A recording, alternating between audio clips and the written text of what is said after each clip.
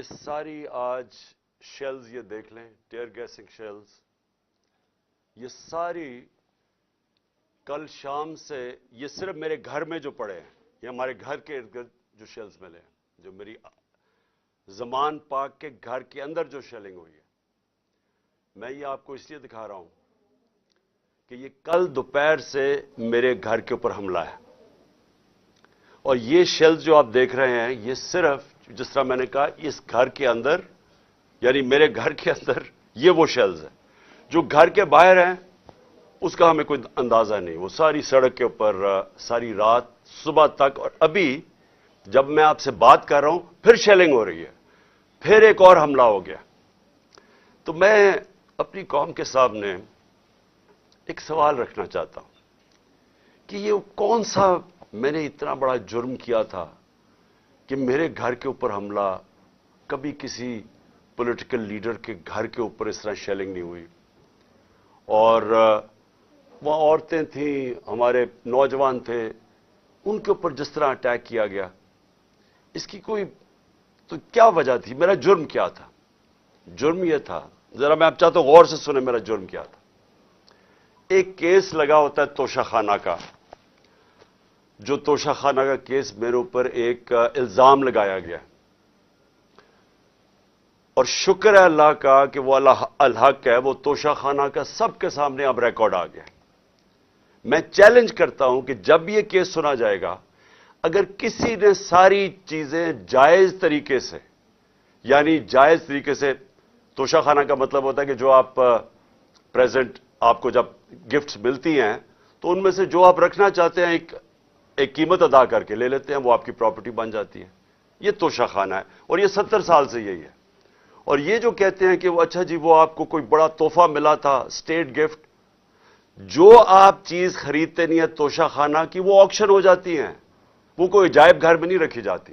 تو میرے اوپر پورا انہوں نے میڈیا ٹرائل چلوایا، اسی کے اوپر کیس کر دیے. اور اب اللہ کا کرم ہے کہ ان ساری چیزیں ان کی سامنے آ گئی ہیں، اور ابھی آپ کو پتہ چلے گا جب وہ دیکھیں گے کہ انہوں نے چوری کی ہے توشہ خانہ سے، اور انشاءاللہ وہ سامنے آ جائے گا. اب توشہ خانہ کا کیس لگا F8 کی کچہری میں. F8 کی کچہری میں 2 دفعہ بم دھماکے ہو چکے ہیں. وہ اس کو آپ کی جو سیکیورٹی ہے وہ پروٹیکٹ ہی نہیں کر سکتے. وہ جگہ ایسی ہے کہ وہاں وکیل بھی شہید ہوئے، وہاں ججز بھی شہید ہوئے، ادھر ہی جب 2 دفعہ دہشت گردی ہوئی. تو جب وہاں اس کو پروٹیکٹ کر ہی نہیں سکتے، اور خود انٹیریئر منسٹر کہہ رہا ہے کہ میری جان خطرے میں ہے، انٹیریئر منسٹری کہہ رہی ہے کہ میری جان کو خطرہ ہے. ایک میرے اوپر حملہ ہو چکا ہے. مجھے پتا ہے کہ جو لوگ آج بیٹھے ہوئے ہیں یہ اقتدار میں، جو شہباز شریف اور رانا ثناء اللہ، انہوں نے ہی پہلا میرے اوپر کیا تھا، اور ایک اور ایجنسیز کے آدمی نے. اب وہی پاور میں بیٹھے ہیں، خطرہ ان سے ہے. تو میں ایک چیز مانگی کہ مجھے سیکیورٹی دیں ادھر جانے کے لیے، اور اگر سیکیورٹی نہیں دے سکتے تو میرا ادھر کر دیں کیس جدھر مجھے سیکیورٹی ملتی ہے. جب سے میری ٹانگ ٹھیک ہوئی ہے، میں 2 دفعہ ایک لاہور ہائی کورٹ گیا اور ایک اسلام آباد، کوئی سیکیورٹی نہیں تھی، کوئی پروٹیکشن نہیں تھی. اور پھر میں واضح کر دوں کہ یہ انپریسیڈنٹڈ ہے کہ ایک ایکس پرائم منسٹر کو قاتلانہ حملہ ہوتا ہے، اس کے بعد اس کو سیکیورٹی نہیں ملتی. اس کے لیے اس وجہ سے ہم نے عدالت میں گئے ہوئے ہیں کہ ہمیں سیکیورٹی دو، اور اس جج نے میرے اوپر وارنٹ نکال دیا. اب یہ وارنٹ کیا ہے؟ جس کے لیے پولیس آئی ہوئی تھی. میں یہ ذرا سارا آپ کو سمجھانا چاہتا ہوں کہ یہ جو ساری ابھی بھی شیلنگ ہو رہی ہے، یہ پولیس کا اور کوئی کام نہیں ہے، پوری فوج کی فوج آئی ہوئی ہے، رینجرز آئے ہوئے ہیں کہ اس طرح کوئی دہشت گرد یا زمان پاک میں بیٹھا ہوا ہے. وارنٹ صرف یہ تھے کہ آپ کو پولیس عدالت میں پیش کرے، یہ ہے وارنٹ. جس عدالت میں اس لیے نہیں جا سکا کیونکہ سیکیورٹی کا ایشو تھا، عدالت نے پیش کرنا، یہ پولیس نے وہاں پیش کرنا تھا. رات کو جو پریزیڈنٹ ہیں لاہور ہائی کورٹ کے بار کے اشتیاق خان، انہوں نے شورٹی دے دی، ان کو میں نے آتھرائز کر دیا، انہوں نے شورٹی دی کہ وہ جو میرا اپیرنس ہے ہائی کورٹ میں وہ گارنٹی کرتے ہیں. 18 کو انہوں نے شورٹی دے دی میں ہائی کورٹ میں پریزنٹ ہوں گا. تو جب انہوں نے شورٹی دے دی تو وہ پولیس آفیسر جو مجھے اریسٹ کرنے آیا تھا اس کو شیورٹی مل جاتی، وہ کیس اس کو انتظار کرنا چاہیے. تو میں نے فیصلہ کر لیا کہ میں عدالت جا رہا ہوں، اس لیے تو وہ آیا تھا مجھے اریسٹ کرنے. اور یہ قانون ہے، یہ جو کوڈ آف کرمنل CCP جسے کہتے ہیں کہ کوڈ فار کرمنل CRPC جو کوڈ ہوتی ہے جس کے تحت یہ قانون بنا ہوا ہے، اس کا سیکشن 75 کہتا ہے کہ یہ اگر کر دیں تو پولیس آپ کو اریسٹ نہیں کرتی. تو وہ رات لے کے پھر رہا اشتہا خان یہ اب شیورٹی، اور پولیس والا ہی نہیں مل رہا. وہ کیوں نہیں مل رہا؟ کیونکہ انہوں نے فیصلہ کیا ہوا تھا میرے اوپر یہ اٹیک کرنے کا. اب یہ میں آپ کو دکھا رہا ہوں کہ یہ صرف شیلز نہیں ہیں، یہ گولیاں آپ کے سامنے ہیں. یہ گولیاں چلائی انہوں نے یہاں. یہ گولیاں چلانے والے ایک آدمی کو عدالت میں پیش کرنے کے لیے نہیں آتے. ان کے عزائم، یہ جو اوپر سارے بیٹھے ہوئے ہیں جنہوں نے پہلے ہی مجھے قتل کرنے کی کوشش کی تھی، ان کے عزائم یہ نہیں تھے کہ عمران خان نے یہ عدالت میں کہ وہ کہہ رہا ہے کہ میں پہنچوں گا، اس کے باوجود یہ حملہ کر رہا ہے اور ابھی تک حملہ ہو رہا ہے. ان کا مقصد کچھ اور ہے. لندن کے اندر پلان بنا، وعدے کیے گئے نواز شریف سے. وعدہ یہ کیا گیا کہ اگر ہمیں بیک کریں گے تو میں آپ کو یہ کر کے دوں گا جس میں عمران خان کو جیل میں ڈالوں گا، PTI کو ختم کروں گا، نواز شریف کو سارے کیسز ختم کروں گا. یہ پلان تھا پورا. یہ پلان بڑی دیر سے پتہ ہے، میں بتاتا جا رہا ہوں آپ سب کو. اس پلان کے تحت یہ گیم چل رہی تھی. کیوں میرے ورکرز اس طرح جس طرح انہوں نے یہ دفاع کیا زبان پاک کی، میں تو کیا ان کو 2 دفعہ کہا، میں نے کہا دیکھو یہ میں کوئی انتشار نہیں چاہتا، میں چاہتا ہوں میں چلا جاتا ہوں، بیگ میرا پیک تھا. لیکن سارے کارکنوں کا کیا مسئلہ تھا؟ ان کو پتا تھا کہ جب سے ہماری حکومت گئی ہے ہمارے لوگوں کو تشدد کیا گیا جیل میں. کسٹوڈیل ٹارچر کہتے ہیں اس کو. جیل کے اندر تشدد کیا گیا. اعظم سواتی، شہباز گل، ہمیں پتہ ہے ارشد شریف سے کیا ہوا، ہمیں پتہ ہے سوشل میڈیا کے لڑکوں سے کیا ہوا، اور ہمیں پتہ ہے کہ وہ درویش، وہ جو اسپیشل انسان تھا جس کے پاس پیار کے علاوہ کچھ تھا ہی نہیں، ذل شاہ سے کس طرح انہوں نے اٹھایا اور اسے تشدد کر کے قتل کر کے سڑک پہ پھینک گئے. تو وہ سارے فکر کر رہے تھے کہ دیکھیں اگر انہوں نے یہ آپ سے لے گئے ایک دفعہ آپ کو تو یہ آپ سے بھی یہ کریں گے. اس لیے انہوں نے رات سے وہ مقابلہ کر رہے ہیں ان کا، صرف اس وجہ سے. سو میں آج یہ پوچھنا چاہتا ہوں، میں وہ جو اپنے آپ کو نیوٹرل کہتے ہیں ان سے پوچھنا چاہتا ہوں کہ مجھے یہ بتائیں کہ رینجرز کو بھیجنے کا کیا کام تھا؟ میرے دیوار کے اوپر رینجرز چڑھ رہے تھے، اندر آنے لگے تھے. یہ میں کون سا جرم کیا کہ رینجرز کو یہاں اٹیک کروایا میرے اوپر؟ اور جب رینجرز اور ہمارے لوگوں کا آمنا سامنا ہوگا تو کیا کوئی قوم سمجھے گی کہ ہماری اسٹیبلشمنٹ نیوٹرل ہے؟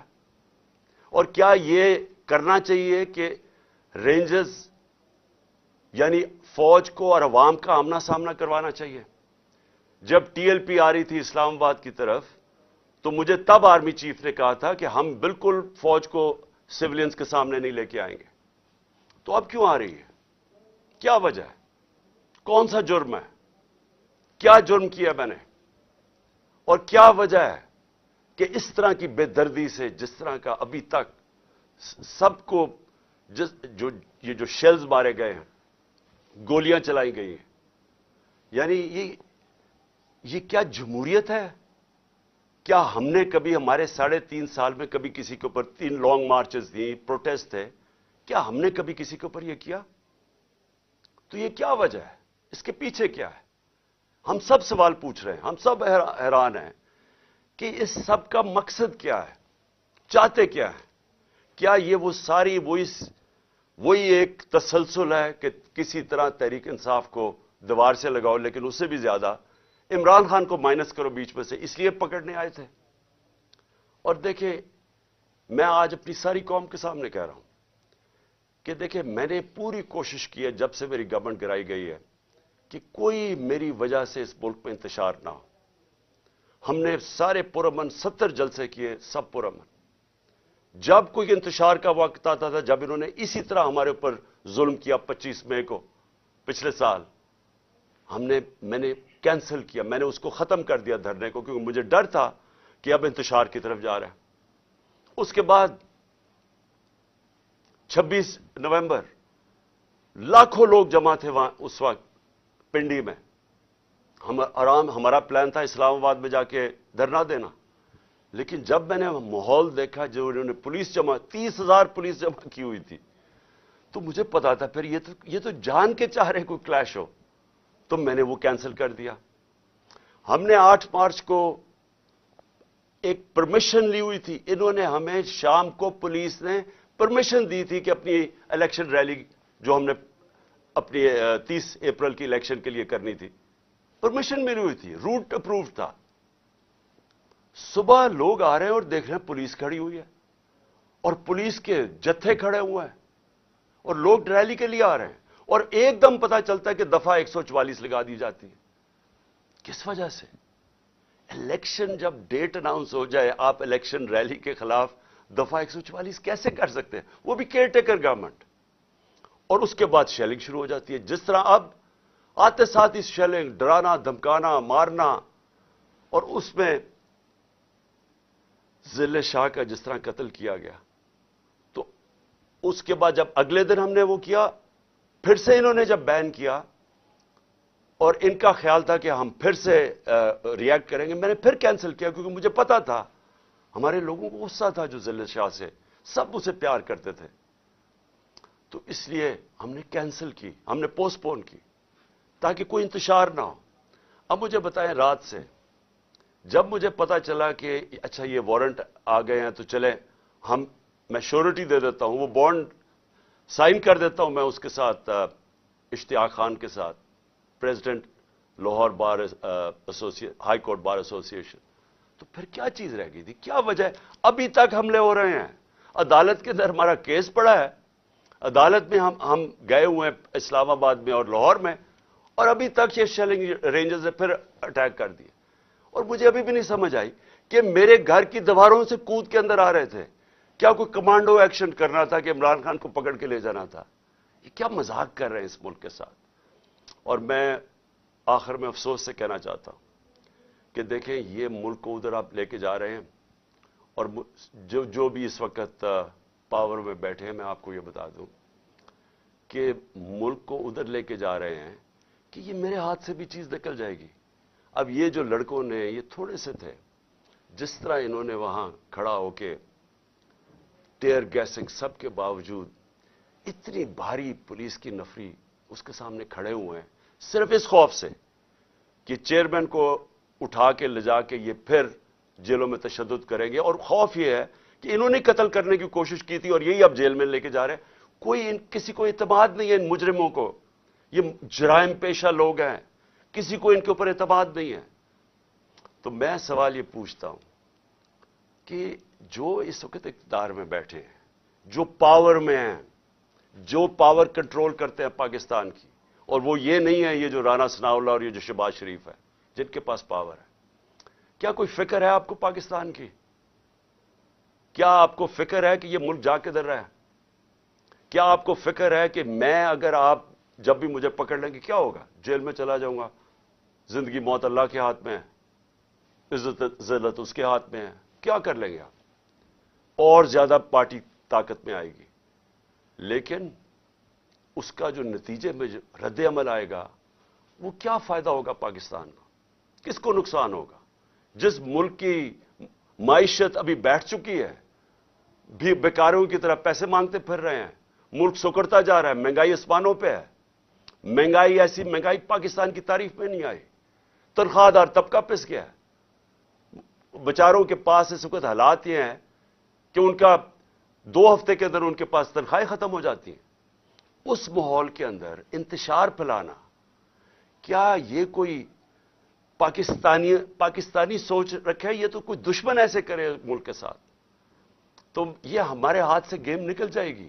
یہ جو حرکتیں ہو رہی ہیں، یہ میری، اب یہ جو باہر لڑکے ہیں یہ میری نہیں سن رہے، جب ان کے اوپر یہ انتشار ہو رہا ہے اور یہ جو شیلنگ ہو رہی ہے، وہ میری نہیں اب بات سنتے، وہ اب میرا کوئی کنٹرول ان کے اوپر نہیں ہے، اور جس طرح کی اب بمباری اور یہ سب کے ہاتھ سے نکل جائے گا۔ اس لیے میں کہنا چاہتا ہوں اپنی عدلیہ سے سب سے پہلے کہ دیکھیں امید صرف اب ہمیں آپ پہ رہ گئی ہے. یہ جرائم پیشہ لوگ جو گورنمنٹ میں بیٹھے ہیں یہ تو کوشش کر رہے ہیں کہ 80 کیسز کر دیے ہیں, یہ تو کیسز بڑھتے جائیں گے.